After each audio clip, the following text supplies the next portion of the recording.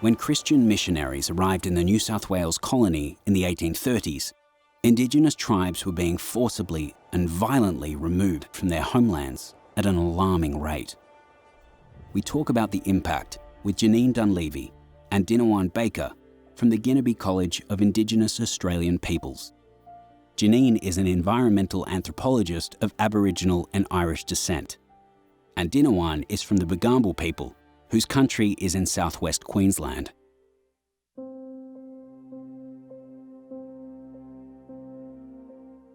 Christian missions were established to give tribes that had lost their lands a place to live, as well as protection from further settler violence. But protection came with conditions.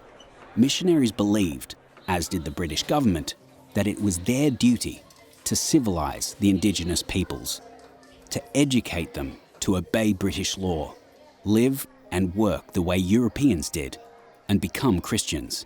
So initially, the first missions were Aboriginal reserves, and those reserves were actually for what was termed full-blooded Aboriginals.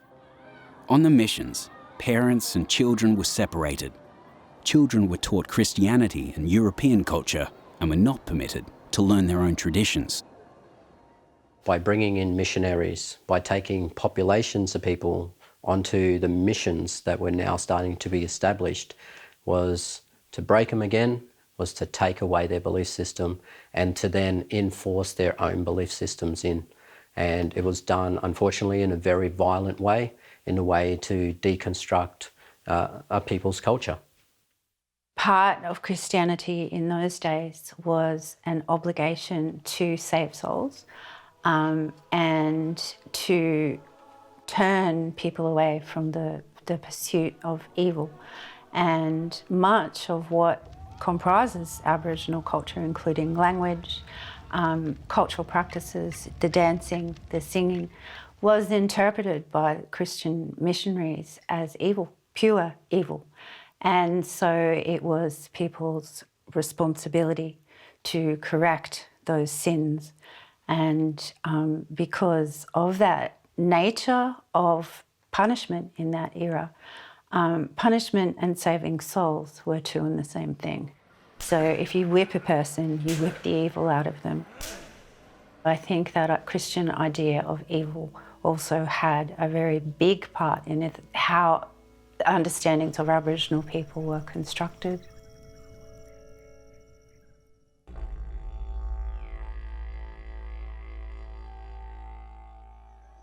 Then began the whole taking children away, which was also a part of that project, which was to disrupt culture to the point that it disappeared.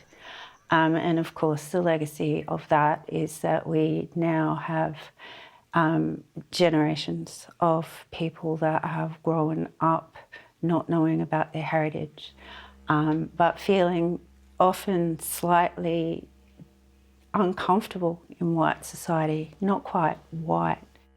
This forced movement of people and a change of behaviours and denying of your natural tongue, your natural language, it meant that, you know, the old people couldn't connect and talk about the dreaming. They couldn't talk about what was special when it was special time to be in a certain part, you know, of your country, your landscape, to perform ceremony. So they was watching more and more children being taken away from them. So disconnection of their cultural practice, their daily cultural practice, walking across land to be able to hunt, to gather food when it was at its best. And this really broke down a lot of the belief systems and daily cultural practice of Indigenous people of this land.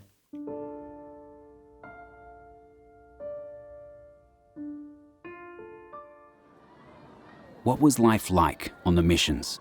Life was very hard. Life was very hard. Suddenly you had groups of people from different tribal groups moved into one area, and they were very heavily policed. And then to see your children being taken away and having to work 16-hour days and you weren't allowed to interact with them. You couldn't talk to them in your own language. You couldn't basically be a parent. You couldn't be a grandparent. You couldn't be an uncle and an auntie. Indigenous men and women were forced to work for little or no pay. The jobs men performed included farm work, mustering livestock, and tracking down escaped convicts for the police. Women worked as domestic servants and nannies. Christian missions continued in Australia right up until the 1970s. I can only imagine, my grandmother's generation having to work a 16-hour day and then told, here's some flour, sugar and tea bags, and not being able to draw any nutrients from that. So your body was beaten, your spirit was beaten, your heart was broken. Indigenous people who weren't on the missions had to adhere to strict rules and guidelines. I think it's also important to add there that to keep out of the missions, you had to get what they call an exemption. And the exemption, you signed a contract with the government where you, as an Aboriginal person, renounced your culture and also promised that you would not associate with any other Aboriginal people. So it's sort of you're damned if you do, damned if you don't. If you do go to the mish, you're going to lose your language or have it beaten out of you. You're going to have to eat food that you don't necessarily like. You are going to have to be prepared to stay quiet about things like child sexual abuse and other hideous practices that were going on in those places.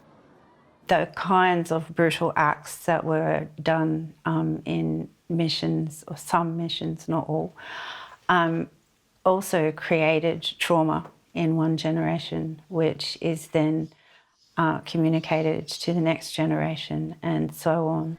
So successive generations of Aboriginal people are still impacted by those mission days. Whether we are aware of it or not, our families are traumatised. Yeah.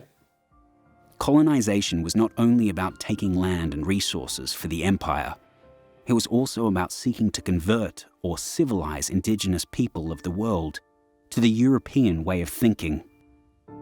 And it seems that any means justified that end. If you liked this video, you can find it and so many more at clickview.net. Sign up for free today.